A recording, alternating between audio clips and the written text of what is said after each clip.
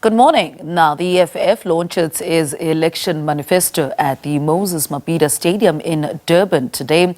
For details of the program, we're crossing to our reporter at the venue, Samkele Maseko. Samkele, a very good morning to you.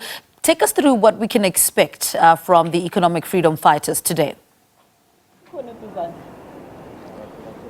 Essentially, what we can anticipate is that over 60,000 EFF members and supporters will converge here inside these grandstands here at the Moses Mabhida Stadium. About 55,000 capacity seated here at this specific stadium, but the EFF has also made provision for an overflow area on the pitch and also in and around the Moses Mabhida Stadium. As you saw, they're very good at mobilization, just like how they've packed up the FNB Stadium. But it's not only about stadiumology, it's about the battle of ideas. What will the EFF be making commitments to South Africa to fulfill should they be in government as they present their elections manifesto here in KwaZulu-Natal? I'm going to bring in the EFF Deputy Secretary General.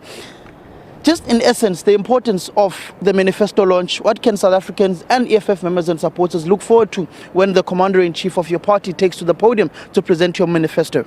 Thank you very much. As the EFF, we are here today at Moses Mabhida. The Commander-in-Chief and our President will be here to deliver our 2024 manifesto, and we really want all South Africans and our fighters to be tuned in so that they can hear what the EFF's commitment are to the EFF government and to the people of South Africa. When you look at where South Africa is currently, we are currently on stage 6 load shedding as announced last night. What are some of the main issues that you are going to be putting in that manifesto with regards to water provision, electricity and the creation of jobs? Okay, understanding exactly what the EFF has been saying about load shedding, that it is a man-made system. However, we are here to outline all the strategic and everything that is going to be outlined in the manifesto is going to deal precisely with that, and is going to give scientific evidence on how we are going to be able to move forward without load shedding in South Africa, because we should not be having load shedding in South Africa, not at this time. When you look at particularly the State of the Nation address yesterday, which you as the economic freedom fighters on Thursday rather were not part of due to that court judgment, were you impressed with the President's State of the Nation address, or it was just another wish list? It was another wish list. We didn't even listen to that State of the Nation address because it is not a State of the Nation address. It's just Ramaphosa speaking to himself and his cronies. That's all. Logistically, how ready are you for this specific manifesto launch? Where are the buses coming from? How many people are you anticipating? Our buses have already started collecting people. We are looking into collecting everyone in the KZN in all the regions. So we are prepared and we are coordinating our buses very swiftly. You have seen how we've done it with FNB before. The EFF is organized and we know how to do things. So this stadium is going to be filled to capacity. Gizwe Mchunu, he said he's going to stop Mr. Julius Malema from entering Moses Mabhida, later changed tune. He's got a Maskandi festival at People's Park this morning as well. Is it going to have some sort of bearing on the turnout here? Is it going to affect you on the numbers game? I really think at this moment we need to talk about Mchunu at all. I'm here just to make sure and monitor that things are going very well, because the President and Commander-in-Chief has spoken about the issue of Mchunu. So mine is to make sure that the stadium is filled. Lastly, looking at issues pertaining to your application at the Constitutional Court, saying that Parliament should have actually went through with the ad hoc committee the impeachment process on the Section 89 report, and that should have gone through that specific process. What are some of your main arguments, and why did you decide to take this particular issue of the independent Section 89 report on Palapala to the Constitutional Court, in saying that Parliament irregularly dealt with this issue? We've spoken so much about Palapala as the EFF, but however, with what is happening, the outcomes at this moment, the organization, when it is ready, is going to give a clear directive on what needs to happen, and it will be communicated clearly in all social media. And I guess you'll be the first one to know. Well, on a lighter note, Julius Malema was lifted high in FNB Stadium.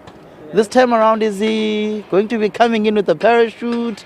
What is he going to be doing that will entertain South Africans? Not only show that the EFF is a youthful and vibrant organization, but to show that you've got ingenuity.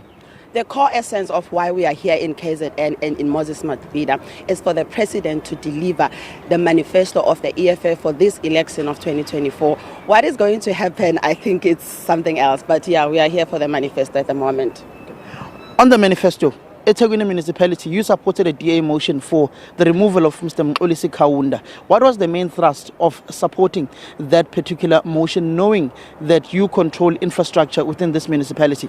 In terms of the government task unit, our Deputy President, Commissar Floyd Shivambo, he's the one who normally deals with government issues. I think if you really need a clear understanding and a clarity, he will be the suitable person to be able to deal with that. Because as the Deputy Secretary General of the EFF, I deal with human resource and I also deal with membership of the organization. But however, I'm enjoying talking to you.